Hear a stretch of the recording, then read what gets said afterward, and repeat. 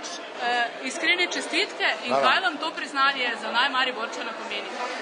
Ja, jaz moram reči, da se malo nelagodno počutim na takih prireditvah. Velikokrat sem tako znal, mogoče malo hudobno reči, da je to bolj stvar medijev kot v resnici, saj tudi medij podeljuje. Zlasti, če pomislim, da so mnogi, ki so bili izbrani recimo v Sloveniji za najgospodarstvenika, leta se drugo leto znašli v rokah policije. Ne bi rad z imeni, ampak sigurno se koga lahko hitro spomnite. Po drugi strani pa moram reči, da vseeno sem na nek način bil presunjen ali pa ganjen, predvsem absolutno nisem pričakoval, zdaj ko sem v penziji. Čeprav sem že dobil dvakrat najpolitika v Mariboru. Zanimivo, da še pa nikoli nisem bil nominiran za najkulturnika, čeprav se v osnovi imam za kulturnika. Tako da ljudje v mestu mislijo, da si ta naziv zaslužim, pa vse sem se pošalil, jutri ne bom znal po mestu hoditi, ker me bodo gledali, če ne delam kaj narobe. Ampak je neke vrste zadoščenje, pa tudi odgovornost. Kot veste, prav večer so mi odstopili, da lahko pišem že nekaj časa kolumne, zdaj bom imel dodatno odgovornost, da ne bodo rekli, smo takšnega butla izbrali, se bom moral malo bolj potruditi.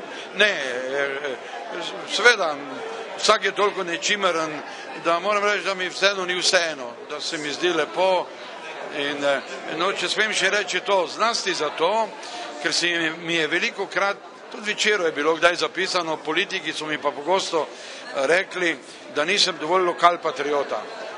Ko sem bil v državnem zboru 12 let, da sem se premalo grebil za Maribor.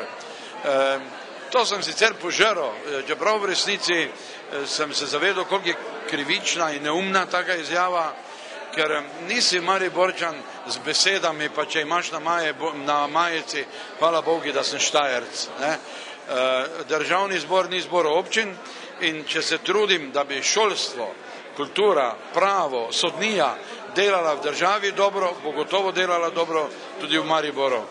Res pa je, da si oblast v Ljubljani misli, da mora biti vse med Miklošičevo in Prešernovo.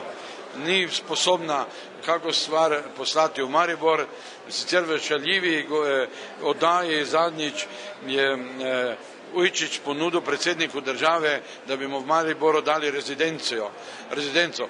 Pa na vse zadnje, a je to res tako nemogoče, tudi drugod se moraš peljati nekaj 10 kilometrov, da prideš do take rezidence.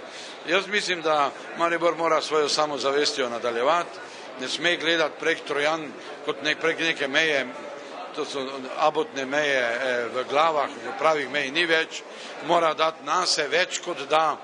In mislim, da bomo se kar dobro razvijali. Zlasti zato, ker je v svetu kriza, mi smo jo pa že dali veliko krizo skozi že v 90-ih letih in imamo kar nekaj izkušenj.